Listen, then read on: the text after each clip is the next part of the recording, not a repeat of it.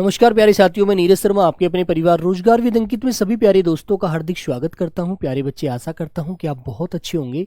सभी प्यारे बच्चों को प्रणाम, सभी को नमस्ते, सभी को जय हिंद। विपुल मिश्रा प्रणाम, रंजन कुमार गुड आफ्टरनून, मनीषा शेखावत नमस्ते। तो कैसे हैं प्यारे बच्चे सब लोग? यश कुमार, रामू, मोहित, हार्दिक, टीनू माली, अमन वर्मा, सभी को नमस्ते, सभी को बहुत बहुत सारा प्यार प्यारे बच्चों। तो कैसे हैं सभी मेरे प्यारे बहन भाई, एक बार बताएंगे। सभी लोग एक बार क्लास से जुड़ जाएंगे प्यारे बच्चों। राम राम भाई, राम राम मोहित। मैं अच्छा हूँ, आशा करता हूँ आप भी अच्छे होंगे। जय माँ सरस्वती। चलो तो प्यारे बच्चे, बढ़िया एकदम मस्त हैं आप लोग, सब अपने अपने स्थान पर अच्छे हैं। देखो बच्चों, मौसम बड़ा बदल रहा है, अपना ध्यान रखिएगा स्वास्थ्य का, ठीक है। ठंडा पानी अब कम कर दीजिए पीना, जो अब तक आप पीते चले आ रहे थे, आइसक्रीम खा रहे थे, है ना, उनको कम पीना कर, खाना पीना शुरू कर दो, है ना, क्योंकि बच्चों मौसम बड़ा ही परिवर्तनशील है और आपको बीमार कर देगा, ठीक है। असीम मंडल, मधु, त्रिश कुमार, शिवा, टिंकू, आशीष, असीम, जतिन, अमित यादव, मुलायम सिंह यादव, आयुष सिंह, चलिए दीपक। पर मेरी 3 दिन की क्लास छूट गई है बेटा, कोई बात नहीं, उसको पूरा कर लीजिए पीछे फ्री टाइम में, है ना। चलो, जय श्री राम, राधे राधे। साहिल, मनीषा, दिनेश, रेनू शेखावत, रंजन, विशाल सिंह, पूजा वर्मा, सागर, नरेंद्र, अमित, महेश, सभी प्यारे बच्चों को प्रणाम, ठीक है।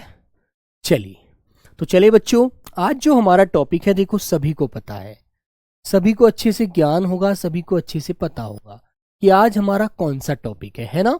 तो प्यारे बच्चों, अब तक हमने क्या पढ़ा था? विकार के आधार पर हमारे शब्दों के 2 भेद होते हैं, जिसमें प्यारे बच्चे एक तो शब्द होता है विकारी, एक शब्द होता है अविकारी। तो प्यारे बच्चों, आपको ये बात अच्छे से पता है कि प्यारे बच्चों, विकारी शब्दों के 2 भेद हैं। विकारी जो शब्द है ना, उनके बेटा 2 हैं विकार के आधार पर, ऐसे आपको ध्यान रखना है। विकार के आधार पर, विकार का मतलब होता है बदलाव के आधार पर शब्दों को 2 भागों में बांटा गया है, ठीक है मेरे प्यारे बच्चों। तो बेटा कौन कौन से हैं 2? देखो तो बच्चों, हम जब 2 भागों में नहीं जानते हैं, नंबर 1 तो होता है बेटा विकारी। विकारी को से बोलते हैं जिनमें लिंग वचन काल कारक के अनुसार बदलाव हो जाता है, वो विकारी होते हैं, है ना बच्चों। तो विकारी कौन कौन से हैं प्यारे बच्चों? संज्ञा प्यारे दोस्त, सर्वनाम जो हम पढ़ चुके हैं, है ना, सर्वनाम, क्रिया और मेरे प्यारे बच्चों विशेषण, ये तो होते हैं हमारे विकारी। इनमें लिंग वचन काल कारक पुरुष के आधार पर बदलाव परिवर्तन हो जाता है, ठीक है। और दूसरा जो भेद होता है प्यारे बच्चे, वो होता है अविकारी। कौन सा होता है बेटा? अविकारी। और अविकारी शब्द कौन से होते हैं? हमारे जो अव्यय है ना बेटा, जिसे आज हम पढ़ रहे हैं, ठीक है। महेंद्र जी, आपको ध्यान आ रहा है बेटा? स्लो नहीं बोल रहा हूं, स्लो आपको लग रहा है, ठीक है बच्चे। तो प्यारे बच्चों, अविकारी होता है हमारा अव्यय, ठीक है बच्चों, जिसमें व्यय नहीं होता, जिसका हम क्षय नहीं कर सकते, जिसमें हम कोई परिवर्तन नहीं कर पाते, ठीक है। तो प्यारे बच्चों, ये आपको ध्यान रखना है, अव्यय को अविकारी कहते हैं प्यारे बच्चों, अक्षय कहते हैं, ठीक है मेरे बच्चों, अक्षय कह देंगे, ठीक है भाई, क्लियर है ना। तो आप लोग याद रखेंगे इस चीज को, ठीक है। हाँ, तो मेरे भाई, इसमें कोई विकार नहीं हो सकता, कोई बदलाव नहीं हो सकता, इसमें हम किसी प्रकार की चेंजिंग नहीं कर सकते, है ना। तो बेटा ये अपरिवर्तनशील है, अपरिवर्तनशील होते हैं, ये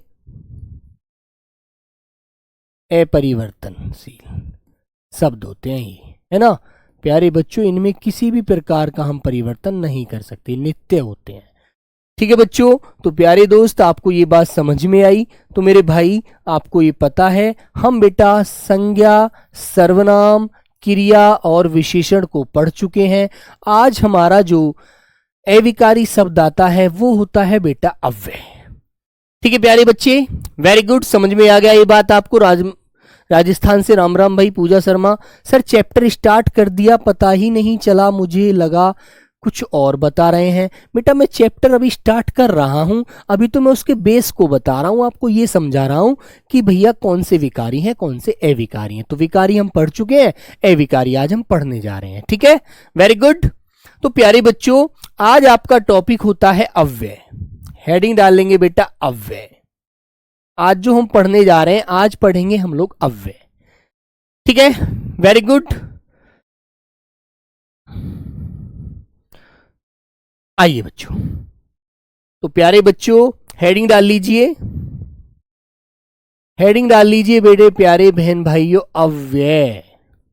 और अव्यय बेटा क्या होता है? अविकारी होता है मेरे बच्चों, अविकारी। इसमें कभी भी कोई परिवर्तन, विकार, बदलाव नहीं होता, ठीक है बच्चों। अव्यय का मतलब क्या होता है? अव्यय का मतलब भाई, अव्यय को आप दो भागों में तोड़ सकते हैं। किस किस में? ए प्लस व्यय, ए प्लस व्यय। ए का मतलब होता है नहीं या व्यय न होने वाला, ठीक है मेरे बच्चे। ए का मतलब होता है नहीं, व्यय का मतलब जिसे हम खर्च नहीं कर सकते, जिसे हम बदल नहीं सकते, वो बेटा अव्यय है। तो प्यारे बच्चों इसका अर्थ हो जाएगा व्यय न होना, व्यय न होना मतलब इसमें आप कोई भी बदलाव नहीं कर सकते, ये जो शब्द होते हैं, ठीक है ना मेरे प्यारे बच्चों। चाहे वो संज्ञा स्त्री है चाहे पुरुष है, वो शब्द ऐसे होते हैं वो किसी के साथ नहीं बदलेंगे, ना लिंग के साथ बदलेंगे, ना वचन के साथ, ना काल के साथ, ना पुरुष के अनुसार, ना कारक के अनुसार, किसी के अनुसार भी उनमें कोई बदलाव नहीं आता। ये बात आप लोग याद रखना, ठीक है मेरे प्यारे बच्चों। तो इसकी परिभाषा लिखिएगा एक सिंपल सी अपने शब्दों में, आ जाइए। तो बेटा हेडिंग डालेंगे आप लोग परिभाषा, हेडिंग डालेंगे बच्चे आप लोग परिभाषा, ठीक है भाई। हेडिंग डालेंगे आप लोग प्यारे बच्चों परिभाषा। इसकी कैसी होगी? बड़े ही सुंदर होगी, बड़ी ही सिंपल होगी। लिखेंगे जिन शब्दों में, लिखिए बेटा जिन शब्दों में, जिन शब्दों में, शब्दों में लिंग कौमा वचन कौमा पुरुष कौमा काल और कारक के आधार पर, और कारक के आधार पर, और कारक के आधार पर, के आधार पर कोई बदलाव नहीं होता, आधार पर कोई बदलाव नहीं होता है, कोई बदलाव नहीं होता है, नहीं होता है, नहीं होता है, उन्हें अविकारी कौमा अव्यय, कोष्टक में बंद कर लीजिए, अविकारी कौमा अव्यय कहते हैं, ठीक है बच्चों। बात समझ में आ गई? जिनमें लिंग वचन काल कारक के अनुसार कुछ भी बदलाव नहीं होता, उन्हें प्यारे बच्चों क्या बोलते हैं? अव्यय कहते हैं। जैसे अब तुमको उदाहरण से ये बात समझ में आएगी, वो कैसे होता है मोहम्मद आरिफ, तो मेरे बच्चे ये बात आप समझेंगे, ठीक है मेरे भैया। जिनमें हम कोई बदलाव नहीं कर सकते, कोई परिवर्तन नहीं कर सकते। सुनील बेटा अव्यय अभी आपने पढ़ाई कहाँ है समझ में आने को?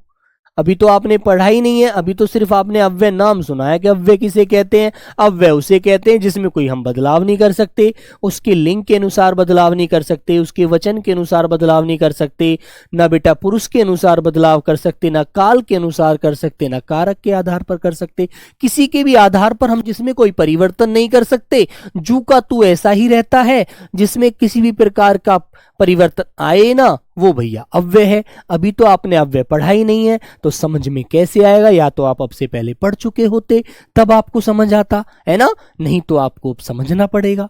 वेरी गुड, ये बात याद रखो। कमेंट, इन कमेंटों का कोई फायदा नहीं होता। जो आप कर रहे हैं वो कमेंट का फायदा तब होगा जब आपने वो चीज पढ़ रखी हो। ठीक है, तो प्यारे दोस्त देखो, एक मैं आपको उदाहरण देता हूं, उदाहरण से आप समझेंगे। ठीक है भाई, उदाहरण से आप एक बात समझेंगे। चलिए, तो उदाहरण से आप एक बात समझेंगे।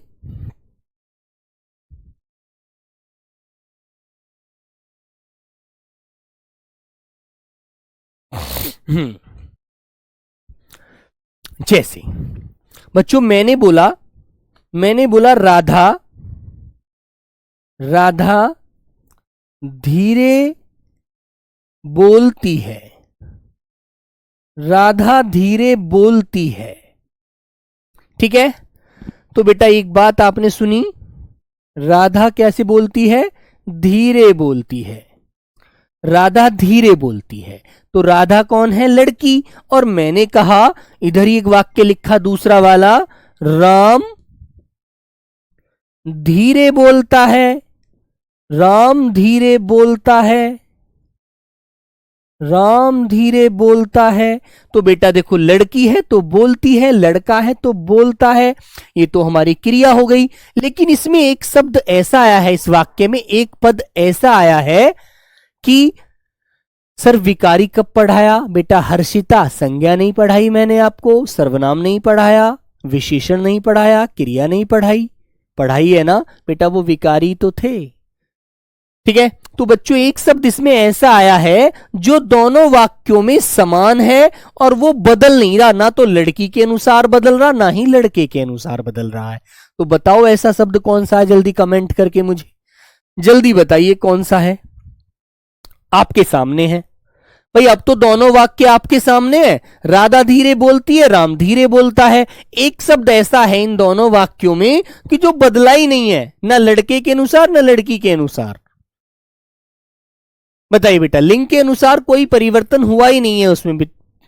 पाटिल भूषण जी बताओ भाई, राधा तो लड़की है और राम लड़का है, अब दोनों का लिंग अलग अलग है लेकिन कोई भी परिवर्तन नहीं हुआ उनमें।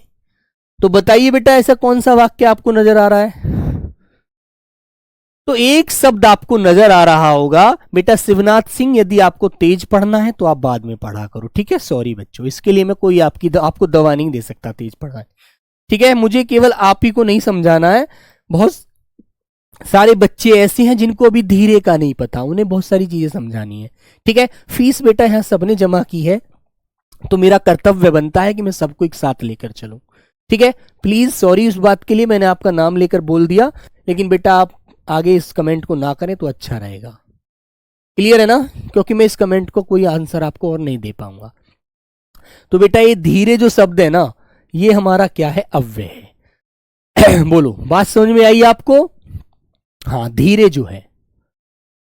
चलिए, तो बच्चों मैं आपको कुछ उदाहरण बताता हूं जो कभी बदलेंगे ही नहीं, है ना बच्चों? कुछ उदाहरण ऐसे हैं जो कभी बदलेंगे ही नहीं, वो शब्द ऐसे के ऐसे ही रहेंगे। जैसे मैंने बोला जब, जब, तब, अभी, अभी, इधर, उधर। ठीक है, देखो ये शब्द जब आएंगे ना, तो ये शब्द कभी भी आपको बदले हुए नजर नहीं आएंगे, याद रखना। क्यों? क्यों? इसलिए कभी नहीं बदले नजर आएंगे, ये शब्द हमेशा यूं के यूं ही मिलेंगे आपको वाक्य। इसलिए, और प्यारे बच्चों मैंने बोला वाह, वाह। ठीक है, आह, आह, ठीक, अचानक,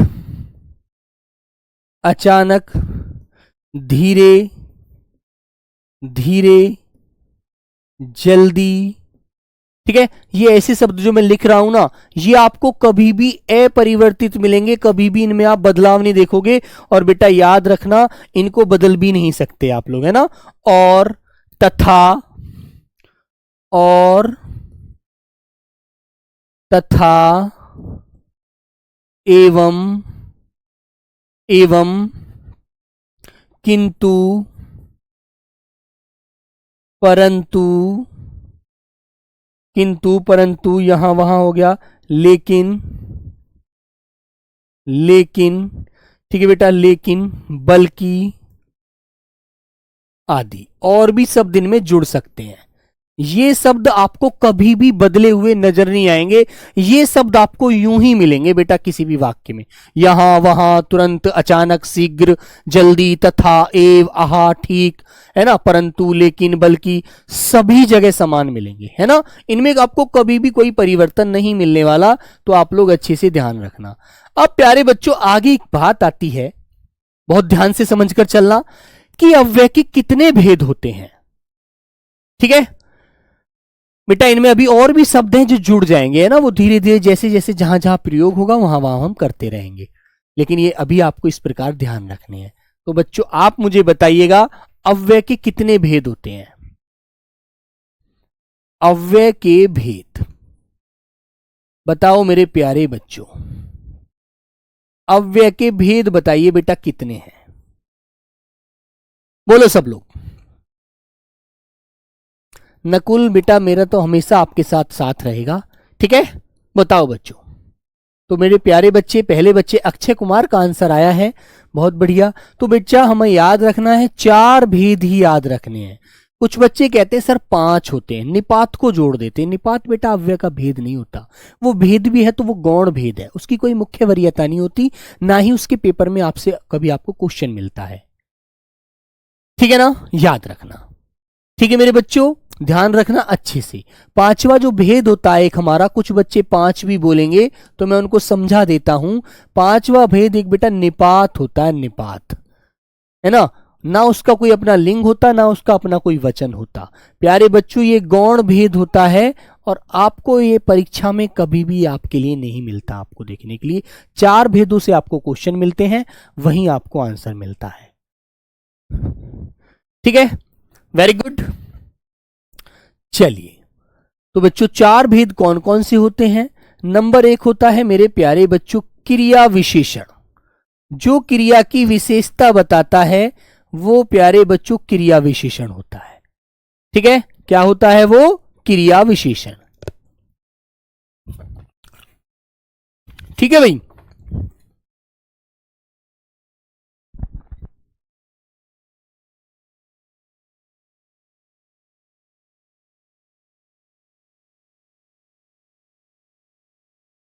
ठीक है बच्चे। बेटा महेश, यदि हम इस तरह से क्वेश्चन करें कि मुख्य भेद, ऐसे कभी क्वेश्चन बनता नहीं है, ये हम सिर्फ अपने मन को समझाने के लिए समझ सकते हैं कि सर मुख्य भेद 4 होते हैं और कुल भेद हमारे 5 होते हैं, ऐसे हम एक क्वेश्चन को याद रख सकते हैं। लेकिन बेटा ये वाला भेद हमारा कभी पूछा नहीं जाता, ना कभी इसमें जोड़ा जाता है ज्यादा, ठीक है, याद रखेंगे। क्रिया विशेषण हो गया। दूसरा हो जाएगा बच्चों संबंध बोधक, संबंध बोधक। नंबर तीसरा हो जाएगा बच्चों समुच्चय बोधक,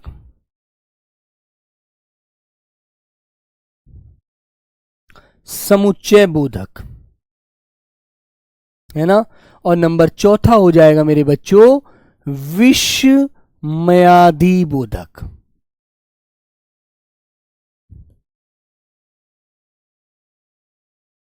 विस्मयादि बोधक, ठीक है ना, जिसमें आहा, वहा, अरे, हे इस तरह के मिलेंगे और आपको विस्मयादि बोधक चिन्ह भी मिलता है। ये तो बड़ा साधारण सा एकदम समझ में आ जाता है ना। ठीक है बच्चे, याद रखेंगे आप लोग।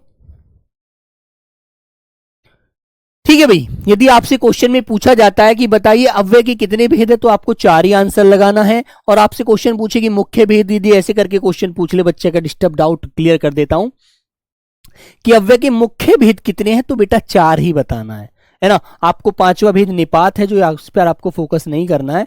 ये भेद आपका जो होता है गौण भेद होता है, इसको हमारे पेपर में कभी भी आंसर नहीं दिखता, ठीक है। आंसर 4 ही टिक करना है, 4 ही होते हैं मुख्य और 4 पर ही हमें काम करना होता है, 4 ही हम पढ़ते हैं। फालतू में 5वां भेद हमारा कभी ना तो प्रयोग में आता है, तो इसलिए हम उस पर ना ही पढ़ते ना उसको ध्यान देते, ठीक है ना। चलो, तो यहां तक की बात आपको समझ आ गई। तो बेटा नंबर 1 क्रिया विशेषण अव्यय, नंबर 2 संबंध बोधक, नंबर 3 समुच्चय बोधक, नंबर 4 विस्मयादि बोधक। वेरी गुड, आइएगा। चलो अब चलते हैं बच्चों नंबर 1, हमारा भेद डालेंगे आप लोग। नंबर 1 अपना क्रिया विशेषण। तो बेटा आपको एक बात अच्छे से पता है, आप पढ़ते चले आ रहे हैं तो आपने ध्यान भी दिया होगा, लेकिन अब आप ध्यान और देंगे कि भैया क्रिया विशेषण ये तो हम पीछे पढ़ा ही नहीं, लेकिन विशेषण तो पढ़ा है और क्रिया भी पढ़ा है। तो मैं आपको समझा देता हूं। देखो प्यारे बच्चों, आपने विकारी शब्द संज्ञा पढ़ा था, सर्वनाम पढ़ा था, है ना, पढ़ा था ना बेटा, विशेषण पढ़ा था, ठीक है, और प्यारे बच्चों क्रिया पढ़ा, ठीक है। तो मेरे दोस्त याद रखेंगे आप लोग, बेटा इन दोनों की जो विशेषता बताता है वो विशेषण कहलाता है, जो इन दोनों की विशेषता बताता है वो विशेषण कहलाता है, और जो विशेषण की विशेषता बताता है वो प्रविशेषण कहलाता है। ठीक है, वेरी गुड। फिर प्यारे बच्चों जो क्रिया की विशेषता बताता है वो क्या कहलाता है, वो मेरे प्यारे बच्चों क्रिया विशेषण कहलाता है। तो इसकी विशेषता आप अव्यय में पढ़ते हैं, इसकी विशेषता आपने पीछे ना पढ़ी होगी, ना ही कहीं पर आई होगी, ना ही कहीं पर मिली होगी अब तक विकारी शब्दों में। अब आप इसकी विशेषता पढ़ेंगे अविकारी में। बात समझ में आ गई? तो क्रिया की विशेषता बताने वाले को क्रिया विशेषण कहते हैं मेरे प्यारे बच्चों। यहीं से आपकी डेफिनेशन जो परिभाषा होती है वो क्लियर हो जाती है। बात समझ में आ गई? बताओ बच्चों, याद रहेगी ये बात? क्रिया की विशेषता बताने वाले शब्द क्रिया विशेषण कहलाते हैं, याद रखना मेरे प्यारे बच्चों।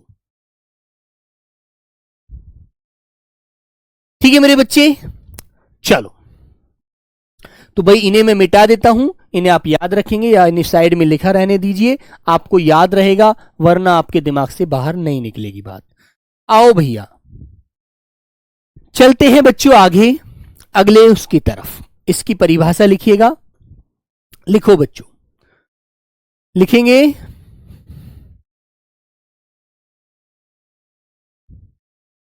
लिखिए क्रिया की विशेषता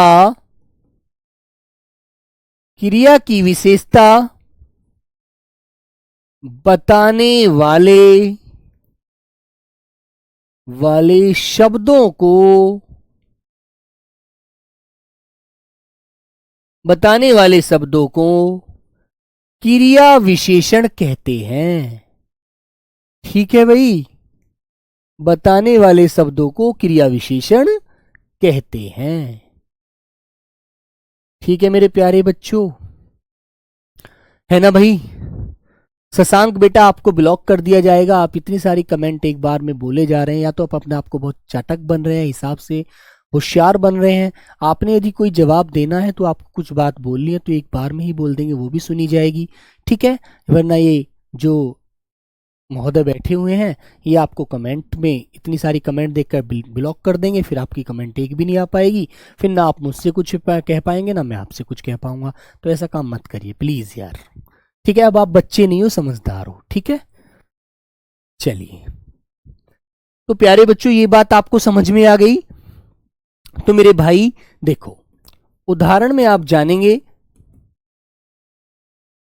भाई मैंने कहा घोड़ा तेज दौड़ता है, तो दौड़ना क्रिया है, लेकिन क्रिया की विशेषता आप बता रहे हैं कि क्रिया कैसे करता है घोड़ा, तेज दौड़ता है। तो क्रिया वो कर रहा है ना दौड़ने की, वो तेज दौड़ता है। दौड़ना एक नॉर्मल बात है कि घोड़ा दौड़ता है, लेकिन घोड़ा तेज दौड़ता है तो आपने क्रिया की जो विशेषता थी, दौड़ने की जो विशेषता तेज बोलकर बताई है, वो बेटा क्रिया विशेषण हुआ। बात समझ में आई? बोलो प्यारे बच्चों, बोलो भाई, बात समझ में आई बच्चे? हाँ। बताइए, जैसे मैंने कहा घोड़ा तेज दौड़ता है, ठीक है। तो बेटा दौड़ना क्रिया है, लेकिन वो कैसे करता है, क्रिया तेज करता है। तो यहां पर आपने क्रिया की विशेषता तेज बोलकर बता दी, ठीक है ना, वेरी गुड। ऐसे ही बच्चों मैंने दूसरा वाक्य लिखा, दादाजी धीरे धीरे, दादाजी धीरे धीरे चलते हैं, दादाजी धीरे धीरे चलते हैं। तो चलना तो दादाजी क्रिया करते हैं चलने की, लेकिन चलते कैसे हैं, धीरे धीरे धीरे धीरे। तो ये बेटा उनके चलने की आपने विशेषता यहां धीरे धीरे बता दी, ठीक है। तो मेरे प्यारे बच्चों ये क्या है आपका क्रिया विशेषण, ठीक है, वेरी गुड। बोलो किसको ये बात समझ में नहीं आई, अभी मैं पुनः बताऊंगा भैया। ये बात अभी तक किस बच्चे को समझ नहीं आई, जिसको समझ नहीं आई वो बताइए भैया, फिर मैं पुनः बताता हूं उसको दोबारा, क्लियर कर देंगे, समझ गए। इसी तरह से जैसे तुमने बोला राम अचानक आ गया, अचानक आ गया, राम अचानक आ गया। तो बेटा आया तो है, लेकिन कैसे आया है, अचानक आया है, ठीक है। तो मेरे बच्चों यहां पर वो अचानक जो आया है वो क्रिया की विशेषता बता दी, समझ गए ना। जल्दी से बताइए, किसी को मन में कोई भी किसी को डाउट है तो जल्दी से बोल दीजिए, नहीं होना चाहिए डाउट। वैसे आपको पता है कि आया तो है, लेकिन आया है अचानक, उसका किसी को पता नहीं था आने से पहले। तो यहां पर बेटा उसने क्रिया की विशेषता बताई अचानक आकर के, ठीक है, ठीक है भाई। तो बेटा ये धीर, ये तेज क्या है, ये तेज शब्द क्या है, अव्यय है जो कभी नहीं बदल सकता। अब मैं यहां पर यदि स्त्रीलिंग कर दूं, घोड़ा का घोड़ी कर दूं, तो क्रिया तो बदलेगी, लेकिन बेटा ये शब्द नहीं बदलेगा। घोड़ी तेज दौड़ती है, सही बात है। दादाजी की जगह दादी कर दूं, दादी धीरे धीरे चलती हैं, तो बेटा कभी नहीं बदलेगा, ठीक है, कभी नहीं बदलेगा, ठीक है ना, बात वही रहेगी। यहां पर बेटा ये अचानक शब्द जो है, जैसे मैं यहां राम की जगह सीता कर दूं, तो क्रिया तो बदलेगी कर्ता के अनुसार, ठीक है, कि सीता अचानक आ गई, लेकिन अचानक शब्द नहीं बदलेगा। तो ये शब्द बेटा हमारे क्या होते हैं, अव्यय शब्द होते हैं जो क्रिया विशेषण में प्रयोग करे जा रहे हैं, ठीक है। इसी प्रकार प्यारे बच्चों मैंने कहा सीता, देखो यहां पर लड़की कर रहा हूं मैं, सीता, सीता सुंदर लिखती है, सुंदर लिखती है, सीता सुंदर लिखती है, ठीक है। तो बेटा लिखना तो क्रिया है, लिखना तो क्रिया है, लेकिन कैसी क्रिया करती है, कैसा लिखती है, सुंदर लिखती है। तो सुंदर शब्द क्या बदलेगा, नहीं बदलेगा ना। तो बेटा ये क्रिया की विशेषता बता रहा है ना, सुंदर, बोलो, नहीं बदलेगा ना। तो बच्चों सीता सुंदर लिखती है, राम सुंदर लिखता है, क्योंकि क्रिया कर रहा है वो अच्छा लिखने का, लिखने की क्रिया कर रहा है, लेकिन कैसा लिख रहा है, सुंदर लिख रहा है यार, एकदम मोती से जड़ दिए, ठीक है। तो प्यारे बच्चों ये हमारे अव्यय शब्द होते हैं जो कभी भी नहीं बदलते, ना पुरुष के साथ बदलते, ना किसी लिंग के साथ, ना वचन के साथ, ना कारक के साथ, ना काल के साथ। अब मैं यहां पर कह दूं कि बच्चे तेज तेज खेल रहे हैं, या बच्चे तेज खेल रहे हैं, और या बच्चा तेज खेल रहा है ना। तो बेटा बच्चे बहुत सारे हैं और बच्चा एक है ना, तो कभी नहीं बदलेगा ना। देखो सौरभ मंडल जी, ऐसे ऐसे बालक आते हैं मंद बुद्धि, बेटा यहां अकर्मक क्रिया क्यों देख रहा है, क्रिया पढ़ा रहा हूं क्या मैं, फंसेगा ना मेरे दोस्त, फंसेगा, निश्चित फंसेगा भाई। पढ़ रहे हो यहां पर अव्यय क्रिया विशेषण और बात कर रहे हो पीछे क्रिया की जाकर के, यार क्या कर रहे हो, खुद अपने आप को उलझा रहे हो, उलझाओगे बेटा, कुछ नहीं मिलने वाला ऐसे। जहां पर हम मौजूद हो हमको वहीं पर ध्यान देना चाहिए भैया, उलझना नहीं है यार। क्रिया नहीं पढ़ा रहा हूं मैं आपको, ये क्रिया विशेषण पढ़ा रहा हूं, इस पर ध्यान दो, एकर्मक सकर्मक नहीं पढ़ा रहा हूं यहां पर। तो बेटा ये बात आपको याद रखनी है। अब प्यारे बच्चों आपसे क्वेश्चन पूछा जाता है क्रिया विशेषण कितने प्रकार के होते हैं। क्रिया विशेषण के प्रकार, कितने प्रकार से क्रिया की विशेषता बताई जाती है। ठीक है, तो बच्चों आपको याद रखना है क्रिया की जो विशेषता बताई जाती है, क्रिया विशेषण जो होते हैं वो 4 प्रकार के होते हैं। ठीक है बच्चों, बेटा धीरे से समझो, कोई फालतू की चीजें अनाप शनाप बोल करके होशियार मत बनो भाई, फंस जाओगे मेरे बच्चे। बेटा कुछ नहीं होने वाला, नुकसान हो जाएगा अपना। ठीक है, चलिए तो बेटा कौन कौन से होते हैं। नंबर 1 होता है मेरे प्यारे बच्चों आपका पहला जो भेद होता है स्थानवाचक क्रिया विशेषण। नंबर 1 होता है बच्चों स्थानवाचक, क्रिया के स्थान का पता लगता है। स्थानवाचक क्रिया विशेषण, स्थानवाचक क्रिया विशेषण अव्यय। ठीक है, नंबर दूसरा होता है मेरे बच्चे, तो स्थान का पता करेगा। नंबर 2 होगा कालवाचक। ठीक है, नंबर 2 आएगा बेटा कालवाचक, कालवाचक क्रिया विशेषण अव्यय, कालवाचक क्रिया विशेषण अव्यय।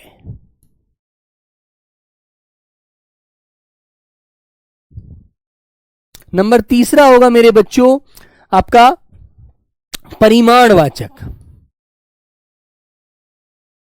परिमाण में पता है आपको मात्रा होती है, जो किसी की मात्रा से क्रिया की विशेषता बताएगा। परिमाणवाचक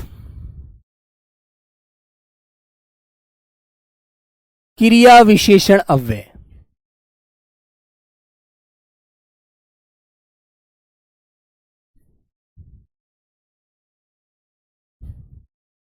और नंबर 4 आएगा मेरे दोस्त आपका रीतिवाचक,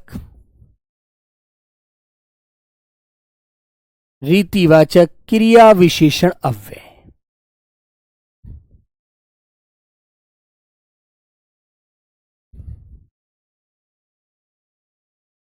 ठीक है, तो ये चारों भेद आपको याद रखने हैं। ठीक है बच्चों,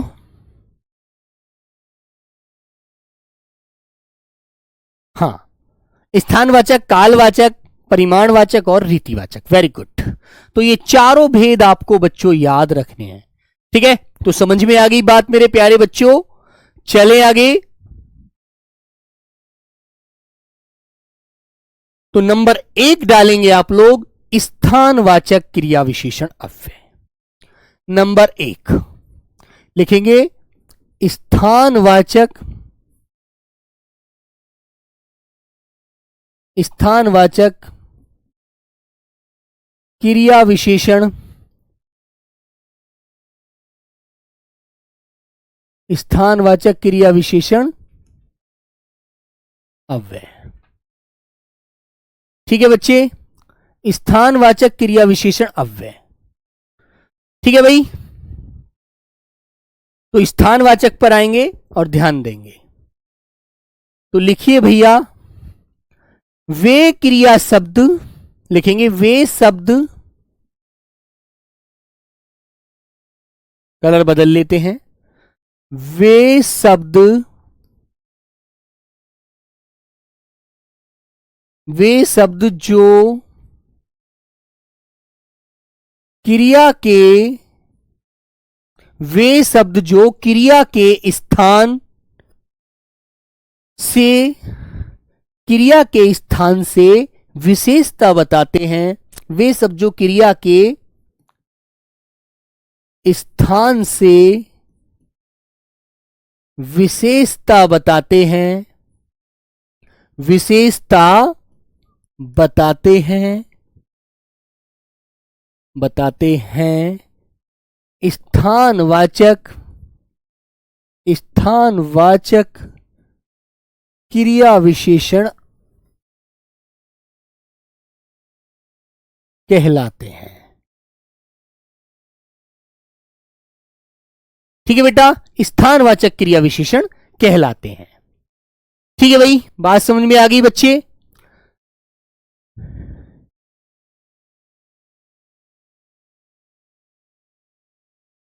ठीक है बेटा, हो सकता है इस बार पूछ लिया जाए।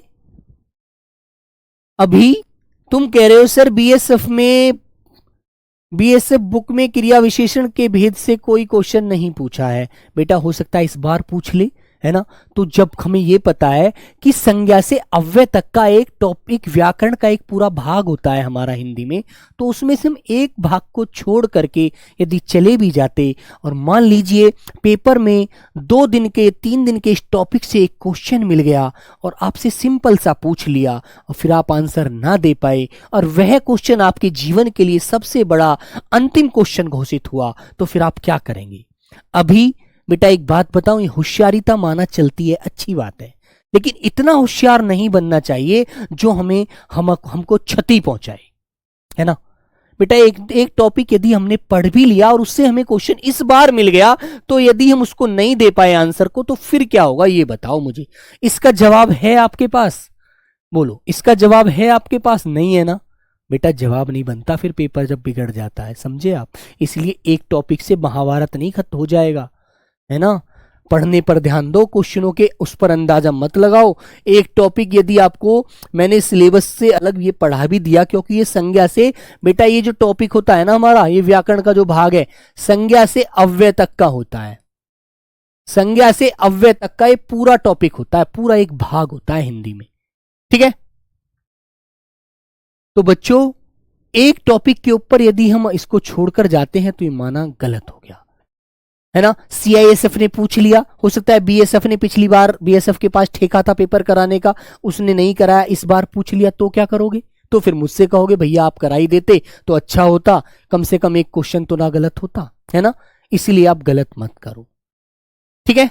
इसलिए बेटा एक टॉपिक से कुछ नहीं आ रहा, कोई दुनिया नहीं बदल जाएगी। हमको पढ़ लो, हमको पढ़ना है और आपको पढ़ना है, तो कोई बात नहीं है, ठीक है।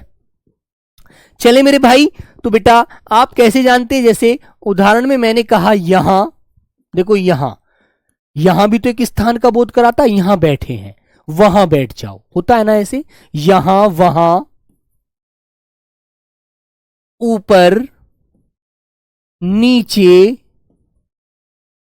तुमने कहा राम मेरे आगे है, तो आगे भी तो एक स्थान है बेटा, आगे ऊपर नीचे, आगे पीछे, आगे पीछे, ठीक है, इधर उधर आदि, ठीक है। जैसे आपको अब इसका वाक्य कैसे मिलेगा कि वो कहेगा राम ऊपर बैठा है, तो बताइए कौन सा क्रिया विशेषण है, स्थानवाचक, कालवाचक, रीतिवाचक, परिमाणवाचक। तो आप कहेंगे ऊपर बैठा है, तो स्थान का पता लग गया आपको, कहां बैठा है, ऊपर बैठा है यार, कोई बात नहीं है, ऊपर हम चले जाएंगे, ठीक है, स्थान का पता लग गया। तो मेरे प्यारे बच्चों ये वाक्य हमें बोध करा देते हैं कि क्रिया कहां पर हो रही है, वो कहां पर बैठने की क्रिया कर रहा है, ऊपर, है ना। तो क्रिया विशेषण हो गया स्थानवाचक। तो प्यारे बच्चों अब तुम्हें एक बात याद रखनी है कि हमारा स्थानवाचक जो होता है ना, ये बेटा 2 भेद होते हैं इसके दोनों भेद से देखो मैं आपको समझा देता हूं। इसके 2 भेद हैं, हालांकि आपसे ना पूछे कोई बात नहीं है, लेकिन आपको दोनों भेदों का ज्ञान होना चाहिए। एक तो होता है मेरे बच्चों हमारा स्थानवाचक, एक होता है दिशावाचक, जो दिशा का बोध कराता है। दिशा भी तो होती है दाएं बाएं ऊपर नीचे, सब इसी के अंदर आ जाएगा, है ना। तो बेटा याद रहेगा आपको, प्यारे बच्चों समझ में आई बात, तो नंबर 1 डालेंगे आप लोग। स्थिति बोधक लिखिए, स्थान में ही 2 बोध करिएगा। नंबर 1 स्थिति, कि उसकी स्थिति कहां पर है, स्थिति बोधक, है ना। और नंबर दूसरा होता है मेरे प्यारे बच्चों दिशा बोधक, दिशा बोधक, ठीक है। तो भैया स्थिति बोधक कौन कौन से होते हैं वो भी इसी में लिख दीजिए यहीं पर। जैसे आपने कहा पास, निकट, कि वह मेरे निकट ही बैठा है, पास ही बैठा है, निकट, समीप, समीप, प्यारे बच्चे सामने, सामने, साथ, कि राम मेरे साथ है, ठीक है, भीतर, भीतर, ठीक है बच्चा, बाहर, बाहर, अंदर, बाहर अंदर, ठीक है, आगे पीछे, आगे पीछे, ऊपर नीचे आदि। तो ये तो हमारे आते हैं स्थिति के अंदर, स्थिति। ठीक है, जो शब्द हमारी स्थिति का बोध कराते हैं, स्थिति के बारे में बताते हैं, वो स्थितिवाचक या स्थिति बोधक क्रिया विशेषण कहलाते हैं। ठीक है, क्लियर मेरे प्यारे बच्चों, याद रहेगा आपको ये बात अच्छे से। हाँ, अब बेटा दिशावाचक जो होते हैं, दिशावाचक क्या बताएंगे? दाएं बाएं वाला। जो दाएं बाएं का बोध कराते हैं वो दिशा होती है। ठीक है, दाएं बाएं का जो बोध कराते हैं वो दिशा होती है। ठीक है,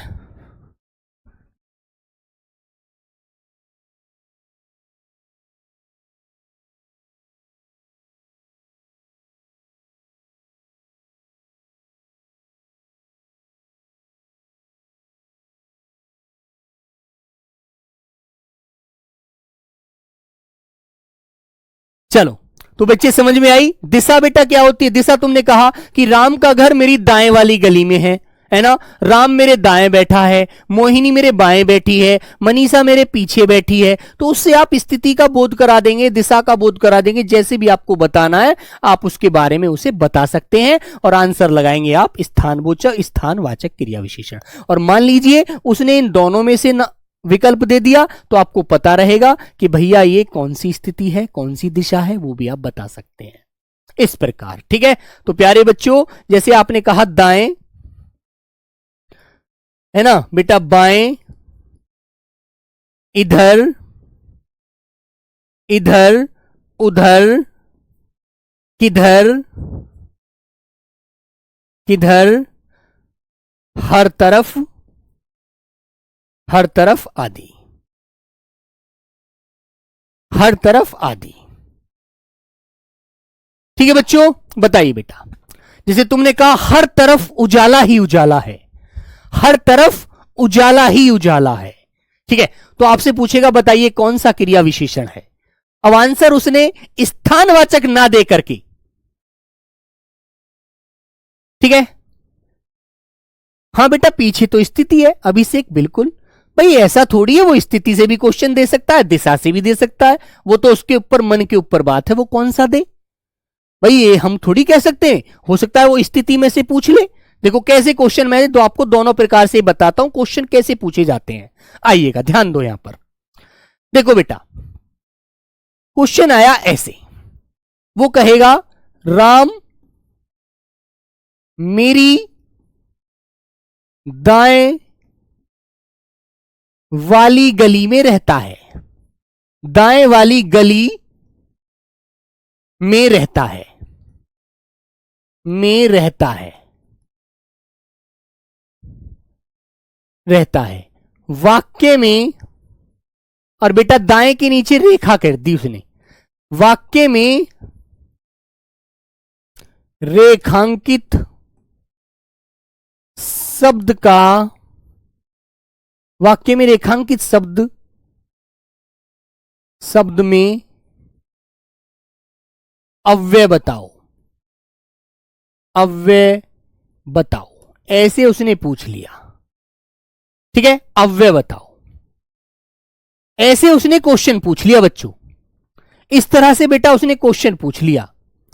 ठीक है, हाँ बेटा दूर भी हो सकता है यार, कुछ भी हो सकता है।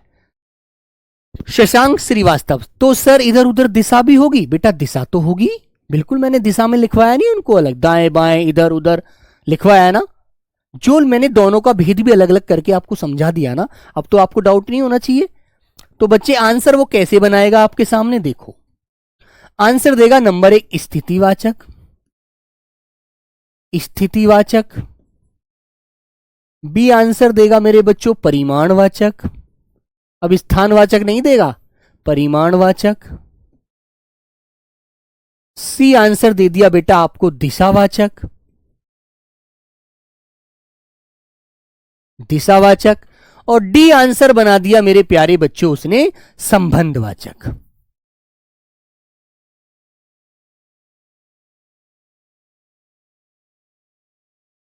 संबंधवाचक। तो आप लोग कौन सा आंसर लगाएंगे? और एक क्वेश्चन कैसे बना दिया, अगला क्वेश्चन बता देता हूं, वो भी ऐसे ही बना देगा उसे, उसके हाथ में है यार क्वेश्चन बनाना। एक तो ये हो गया दूसरा क्वेश्चन कैसे बनाएगा? मनीषा मेरे सामने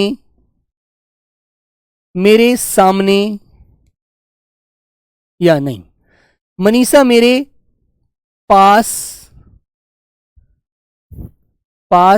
बैठी है। वाक्य में अव्यय का बोध करो। वाक्य में किस अव्यय का प्रयोग किया गया है?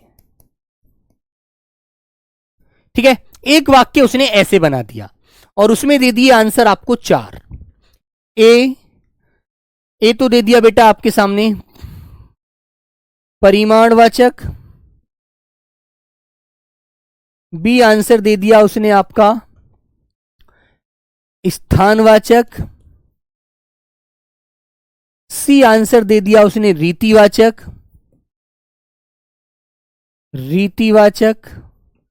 और डी आंसर दे दिया उसने कालवाचक। बता दो बच्चों, दोनों क्वेश्चनों का आंसर दे दीजिए, दोनों का। ठीक है, दोनों क्वेश्चनों का आंसर आप लोग दे सकते हैं। कौन सा आंसर आपको लग रहा है? मनीषा मेरे पास बैठी है, ठीक है, क्योंकि हमने स्थान के दोनों भेद पढ़े हैं यार, है ना, तो हमको पता रहेगा मेरे पास बैठी है, तो आंसर दे सकते हैं आप लोग। ठीक है, बिल्कुल, क्योंकि बेटा स्थान में आएगा आंसर, स्थान में और पास बैठना है तो स्थिति का बोध होगा। मेरे पास बैठी है स्थितिवाचक, लेकिन उसने स्थिति नहीं दी है, उसने केवल सीधा सीधे आंसर पूछे हैं, परिमाणवाचक, स्थानवाचक, रीतिवाचक, कालवाचक, दोनों में से भेद में से नहीं करवा रहा क्लियर। वो तो सीधा आपसे आंसर पूछ रहा है। ठीक है, तो बेटा पहले वाले क्वेश्चन में क्या आएगा आपका? दिशा का बोध कर रहा है, वो सी आंसर हो गया नंबर 1 का। ठीक है, और नंबर 2 की तरफ आएंगे तो क्या आंसर आ जाएगा? ऑप्शन नंबर बी वाला। बस इतना सा आपसे इस प्रकार क्वेश्चन पूछेगा, ऐसे। ठीक है, हां, तो बेटा क्रिया विशेषण का पहला भेद हमारा स्थानवाचक था, जिसको आपने पढ़ा, जिसमें उसके दोनों भेद भी जान लिए, स्थितिवाचक भी और दिशावाचक भी। ठीक है, यदि इधर उधर दाएं बाएं बोलता है तो आप दिशाबोधक आंसर यदि देगा पेपर में तो वो लगा देना, नहीं तो यदि सीधा आंसर उसने दिया, इसके दोनों भेद अंदर से ना पूछे, तो मानसी बेटा आप बता सकते हैं उसको सीधा स्थानवाचक। ठीक है, राम मेरे पास वाली गली में रहता है, स्थानवाचक। ठीक है, मोहिनी मेरे दाएं बैठी है, स्थानवाचक। ठीक है, क्लियर है ना। और यदि बेटा स्थिति और दिशा में से पूछे तो दिशा बता देना। वेरी गुड, तो ये आपको इस प्रकार आंसर देने हैं। यदि वो उसके अंदर से खोल करके दोनों में से भेद देगा तो आपको ऊपर वाले विकल्प की तरह बनाकर दे देगा, और यदि वो सीधा सीधा आंसर पूछेगा, उसे डायरेक्ट आंसर चाहिए आपसे, तो आपसे वो स्थानवाचक कह देगा। पाटिल भूषण बेटा बताओ क्या पूछना है आपको? हाँ बोलो भाई जल्दी से, क्या किसी बच्चे का कोई डाउट हो तो बेटा जल्दी से बता दीजिए, 2 मिनट आपके पास है, फिर दूसरी क्लास का समय हो जाएगा। ठीक है सर, स्थानवाचक में क्या पर्टिकुलर जगह का नाम नहीं आता? भाई सौरभ यार, पर्टिकुलर कभी क्वेश्चन ऐसे बना नहीं है। अब वो दे तो सकता है कि मोहन दिल्ली में रहता है ना, ऐसे पूछ सकता है कि बताइए कौन सा क्रिया विशेषण है, पर्टिकुलर जगह लेकिन संज्ञा होती है, वो इसमें देता नहीं है, वो क्रिया की विशेषता करा रहा है स्थान से, इसलिए कोई दिशा नहीं, वो कोई पर्टिकुलर जगह नहीं खोलता, कोई विशेष स्थान खोलता नहीं है कभी भी, है ना। ठीक है ना बच्ची, क्योंकि वो स्थान सिर्फ क्रिया का बोध कराता है, इसलिए वो संज्ञा कोई व्यक्तिवाचक संज्ञा को देता नहीं है। जिसका हम पर्टिकुलर नाम से बात बोध करते हैं वो हमारी स्थित वो होती है व्यक्तिवाचक संज्ञा। कभी संज्ञा आपको मूल रूप से कभी मिलेगी नहीं, किसी भी एग्जाम में नहीं आया, ठीक है, किसी भी पेपर में उसने आज तक पूछा नहीं है, तो इसलिए प्यारे बच्चे फिर हम उसको पढ़ भी नहीं सकते। क्यों पढ़े बेफालतू में, अपनी तरफ से नई चीज उसमें हम क्यों जोड़ेंगे। ठीक है, तो वेरी गुड। ठीक है बच्चों,